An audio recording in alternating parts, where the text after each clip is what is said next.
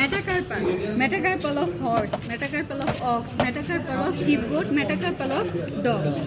এখন usually metacarpal থাকে হচ্ছে 5টা করে, কিন্তু হর্সের ক্ষেত্রে প্রথম মেটাকার্পাল অ্যাবসেন্ট, সেকেন্ডটা হচ্ছে, থার্ড হচ্ছে ওয়েল ডেভেলপ, ফার্স্টই হচ্ছে ফার্স্ট অ্যান্ড ফিফথ হচ্ছে অ্যাবসেন্ট, থার্ডটা হচ্ছে ওয়েল ডেভেলপ এবং সেকেন্ড অ্যান্ড ফোর্থ থার্ডের সাথে স্প্লিন বোন হিসেবে অ্যাটাচ থাকে, স্পষ্ট স্প্লিন বোন হিসেবে অ্যাটাচ রয়েছে। এটা হচ্ছে হর্স।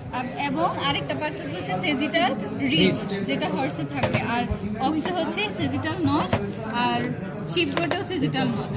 তারপর অক্সের কি হলো, 1, 2 অ্যাবসেন্ট, থার্ড আর ফোর্থ হচ্ছে ওয়েল ডেভেলপ, 5 নাম্বার হচ্ছে 4-এর সাথে ফিউজ হয়ে স্প্লিন বোন হিসেবে থাকে, আর এখানে সেজিটাল নচ থাকে, আর এটা হচ্ছে আমার ডরসাল লংগিটিউডিনাল গ্রুভ, যেটা হচ্ছে 3 আর 4-কে আলাদা করছে।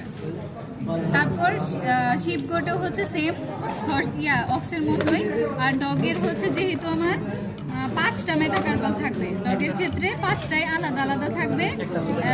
1 নাম্বার হচ্ছে ছোট থাকবে, স্যার বললো এটা খুব সম্ভবত ছোট, কারণ এটা খুব বেশি ডেভেলপড না, একটু উইক আছে, এটা সবচেয়ে ছোটটা।